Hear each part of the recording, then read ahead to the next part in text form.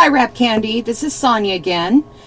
Today I'm going to show you how I make 2-inch round labels to put on like cupcake toppers. You can use them on any type of gift packaging. Basically, they look like this when they're done.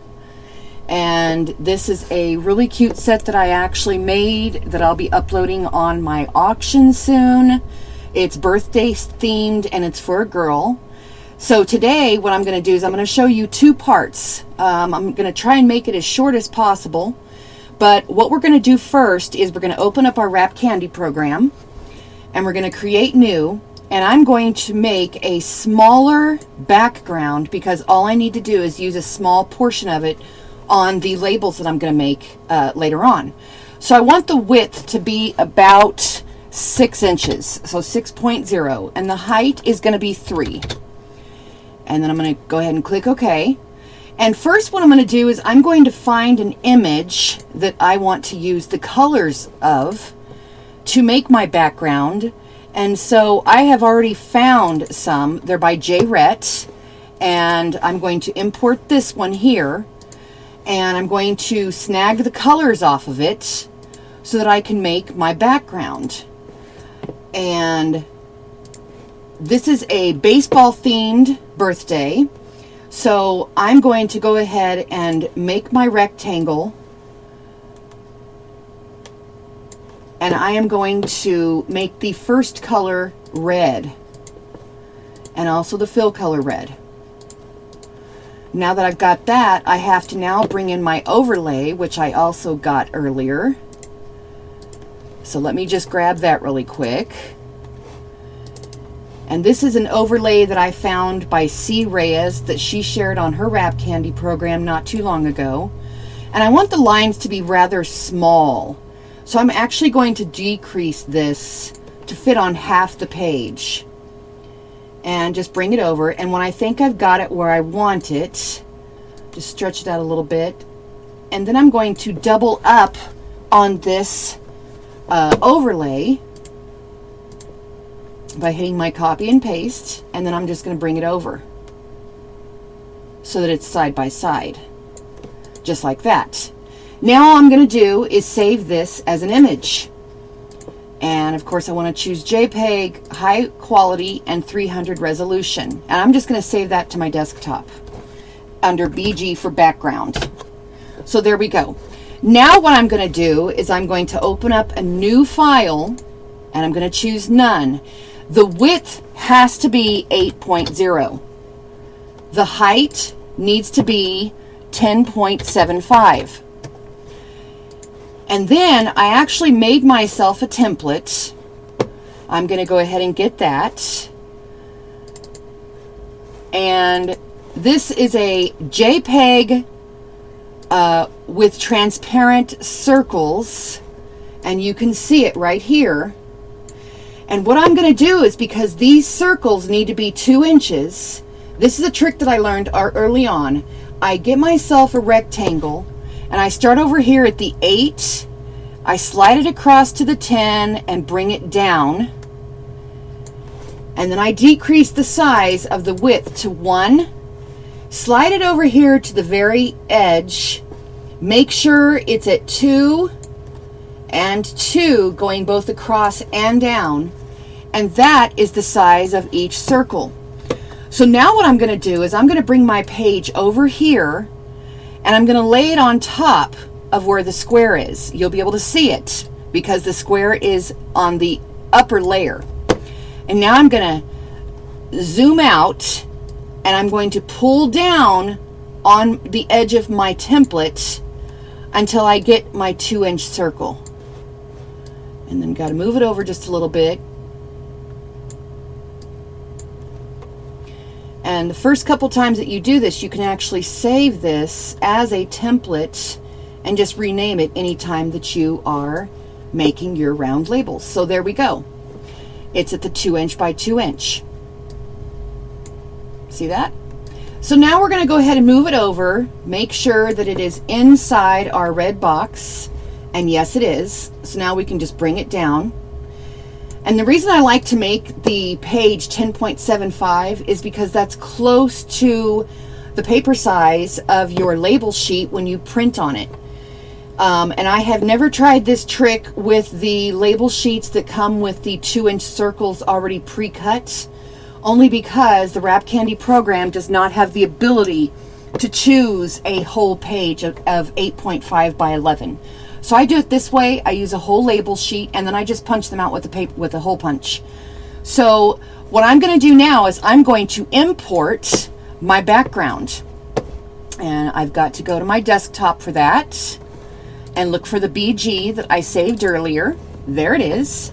And I've got to decrease the image size. And there we go. Now what I'm going to do is I'm going to bring it over, stretch it to fit the 3 circles that are in back of it, and then I'm going to stretch it all the way down. It just saves a little bit of time when you do a smaller background. And then once I get that where I want it, I'm going to move it to the back. There we go. Now we have our circles. Okay? The next thing I'm going to do is, because I don't want this black showing, I want the red showing around the border, is I'm going to take and make myself an ellipse or a circle, and I'm going to stretch it to fit around this first one. And once I get it where I want it, and I like that, and I'll zoom in a little bit more so you can see, I'm actually going to snag the color on my background and use it on my circle. Once I get that done, all I have to do is copy and paste twice. Control C, Control V, Control C, Control V. Move this over where I want it, and move this one over where I want it. Now, I could continue to copy and paste and hope that they all work, but I'm going to show you another trick that I learned. Zoom out a little bit. Holding down your Control key, the first one is highlighted. You're going to highlight the second one, and you're going to highlight the third one. You have to hit the Control key and hold it down before you select each circle. Bring all 3 of these over to here. Click off of them. Get your crop tool. We're going to do rectangle, and I'm going to crop all 3 of these. Click to crop.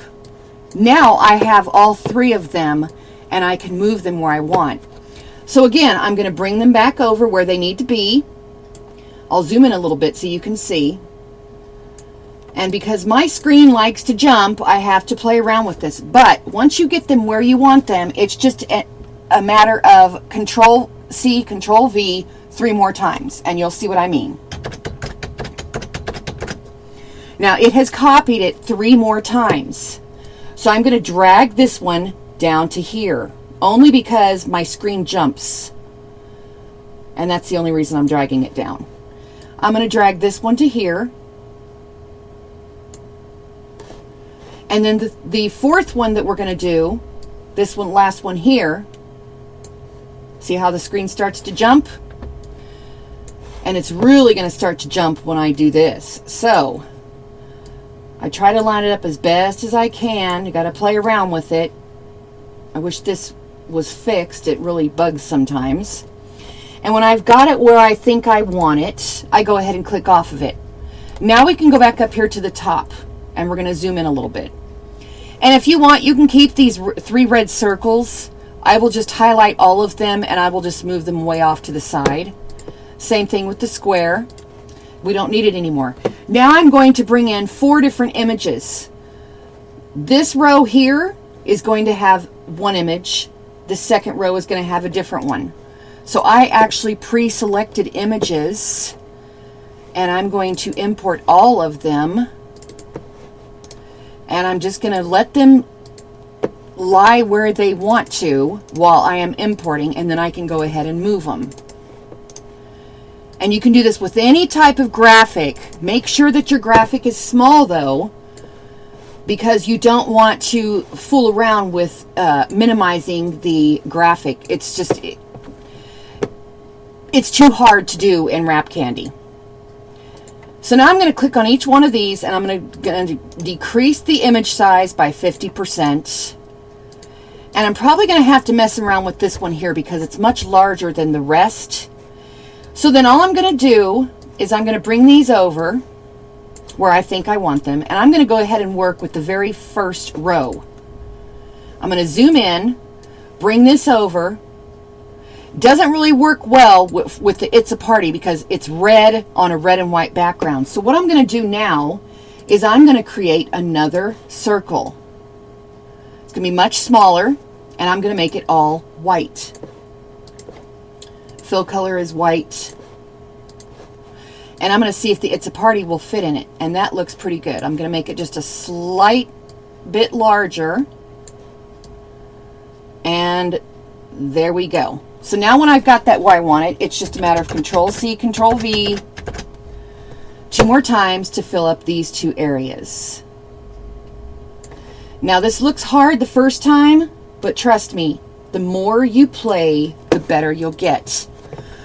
So now that I've got my 3 circles on top of my background, I have to bring this to the front because right now it's in back of the white circle. So now that it's in front, I can just copy and paste 2 more times.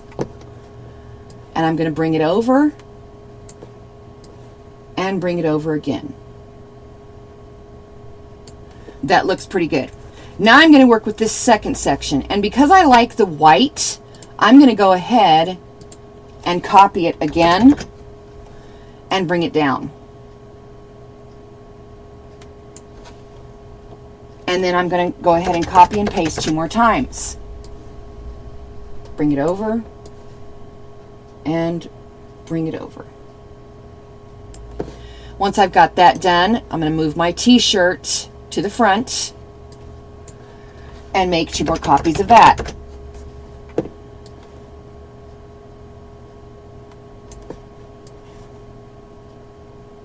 Put these in where you want them to go. When you got that where you want it, then you go ahead and work on the third and fourth layers, doing the same exact thing. So what I'm going to do is I'm going to go ahead and finish up this page, and then I'll come back and show you what it's going to look like once it's done. Okay, we're back, and what I've done is I have finished my page. So we've got 3 2-inch labels of It's a Party going across here. And then I've got 3 of the t-shirt labels. I have 3 of the birthday cake with the baseball on top labels. And I have 3 of the birthday cake, the baseball, and the number 6. And this is a whole page of labels. And I'm going to show you what it will look like in the print preview as soon as it comes up. And there you go. That's how it's going to turn out when you print it on your page. And that's how easy it is to make 2-inch labels. You can do the same thing with 1-inch, 1.5. Make sure you look for my tutorial on how to make templates that have transparent backgrounds so that you can actually make different shapes of labels. And that is sure to come, so keep watching. And thanks for watching this tutorial today. Have a great one.